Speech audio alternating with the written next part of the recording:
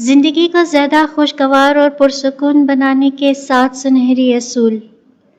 Number 1، اپنے حالات کے ٹھیک ہونے تک خوشی کو مؤخر نہ کریں۔ بہت سے لوگ ایک نہ ختم ہونے والے انتظار میں جیتے ہیں۔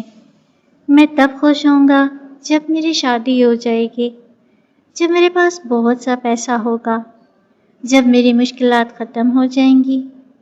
لیکن زندگی کبھی بھی چیلنجز سے خالی نہیں ہوتی، اور کوئی بھی ایسا مثالی لمحہ کبھی نہیں آئے گا جو ہر نقص سے پاک ہو۔ خوشی کا مطلب یہ نہیں کہ آپ کی زندگی میں مشکلات نہ ہوں، بلکہ خوشی یہ ہے کہ آپ ان مشکلات کے باوجود جینا اور مسکرانا سیکھیں۔ جو مثالی زندگی کے انتظار میں رہتا ہے، اس کی عمر ضائع ہو جاتی ہے، اور جو اپنے پاس موجود نعمتوں سے لطف اندوز ہونا سیکھ لیتا ہے، وہ پوری زندگی جیت جاتا ہے۔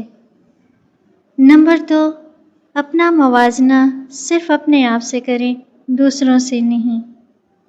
سوشل میڈیا نے ہمیں اس ڈگر پر ڈال دیا ہے کہ ہم اپنی شروعات کا موازنہ دوسروں کے عروج سے کرتے ہیں، اپنی کمزوری کا ان کی طاقت سے، اور جو ہمارے پاس نہیں ہے اس کا موازنہ ہم ان کی نعمتوں سے کرتے ہیں۔ نفسیات اس بات کی تصدیق کرتی ہے کہ مسلسل موازنہ اضطراب، بے چینی اور زندگی سے عدم اطمینان کی سب سے بڑی وجہ ہے۔ اپنے آپ سے پوچھیں، کیا میں آج اس سے بہتر ہوں جو میں کل تھا؟ یہی وہ واحد موازنہ ہے جو کرنے کے لائق ہے۔ آپ کی اصل کامیابی یہ نہیں کہ آپ دوسروں سے آگے نکل جائیں، بلکہ یہ ہے کہ آپ اپنے ماضی کے نسخے سے بہتر بن جائیں۔ نمبر 3، کوشش پر توجہ دیں اور نتائج اللہ پر چھوڑ دیں۔ کڑہن اور ناخوشی کا ایک سب سے بڑا سبب نتائج کے ساتھ ضرورت سے زیادہ لگاؤ ہے۔ آپ اپنی پوری کوشش کریں، منصوبہ بندی کریں، محنت کریں، اور پھر معاملہ اللہ کے سپرد کر دیں۔ انسان کے پاس صرف کوشش کا اختیار ہے، جبکہ نتائج اللہ کے ہاتھ میں ہیں۔ اللہ تعالیٰ قرآن پاک میں ارشاد فرماتا ہے، اور یہ کہ انسان کے لیے کچھ نہیں ہے مگر وہ جس کی اس نے کوشش کی۔ جب آپ اس کام میں مصروف ہو جاتے ہیں جو آپ آج کر سکتے ہیں، تو آپ کا دل آنے والے کل کے لیے خوف اور پریشانی سے آزاد ہو جاتا ہے۔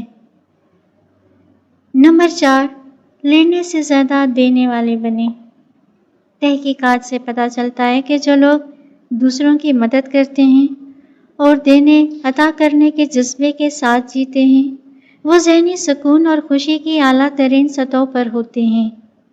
عطا کرنا نہ صرف دوسروں کو فائدہ پہنچاتا ہے، بلکہ یہ آپ کی اپنی روح کو بھی سیراب کرتا ہے۔ ایک مسکراہٹ، ایک اچھا بول، کسی ضرورت مند کی مدد، یا پیٹھ پیچھے کسی کے لیے دعا، یہ سب چھوٹے چھوٹے کام ہیں جو دل پر بڑا گہرا اثر چھوڑتے ہیں۔ عطا کرنے کی سب سے خوبصورت بات یہ ہے کہ یہ دوسروں تک پہنچنے سے پہلے خود دینے والے کے دل میں امن اور سکون بن کر لوٹتی ہے۔ نمبر 5، اپنی قدر و قیمت کو لوگوں کی رائے کا قیدی نہ بنائیں۔ آپ کچھ بھی کر لیں، آپ ہر کسی کو راضی نہیں کر سکتے، اور جو شخص اپنی خوشی کو لوگوں کی تعریف یا ان کی پسندیدگی سے جوڑ دیتا ہے، وہ ان کے موڈ کے بدلتے مزاج کا قیدی بن کر رہ جاتا ہے۔ آپ کی قیمت لوگوں کی پسندیدگی سے طے نہیں ہوتی، بلکہ یہ اللہ سے آپ کے قرب، اپنی ذات کے ساتھ آپ کی سچائی اور آپ کے اخلاق و کردار سے طے ہوتی ہے۔ حقیقی آزادی تب شروع ہوتی ہے جب آپ دوسروں کی نظروں میں جینا چھوڑ دیتے ہیں۔ نمبر 6، روزانہ شکر گزاری اطمینان کی عادت ڈالیں۔ جدید نیورو سائنس یہ ثابت کرتی ہے کہ شکر گزاری دماغ میں سوچ کے راستوں کو دوبارہ ترتیب دیتی ہے اور اطمینان و سکون کے احساس کو بڑھاتی ہے۔ اسلام نے اس عظیم مفہوم کو صدیوں پہلے بیان فرما دیا تھا۔ اللہ تعالیٰ قرآن پاک میں ارشاد فرماتا ہے، اگر تم شکر گزاری کرو گے تو میں تمہیں یقیناً اور زیادہ دوں گا۔ ہر روز کم از کم ایک ایسی نعمت تلاش کریں اور اس پر اللہ کا شکر ادا کریں۔ صحت، خاندان، امن و امان یا ایمان۔ آپ کو اندازہ ہوگا کہ آپ کی زندگی آپ کی سوچ سے کہیں زیادہ مالا مال ہے۔ شکر گزاری صرف حقیقت کو نہیں بدلتی، بلکہ یہ اس آنکھ کو بدل دیتی ہے جو حقیقت کو دیکھتی ہے۔ نمبر 7، اس بات کو قبول کریں کہ غم زندگی کا ایک حصہ ہے۔ خوشی کا مطلب یہ نہیں کہ آپ ہر وقت ہنستے رہیں۔ انبیاء کرام علیہ السلام بھی غمگین ہوئے، روئے اور انہوں نے بھی تکلیفیں اٹھائیں، لیکن انہوں نے کبھی بھی غم کو اپنے دلوں میں امید کے نور کو بجھانے نہیں دیا۔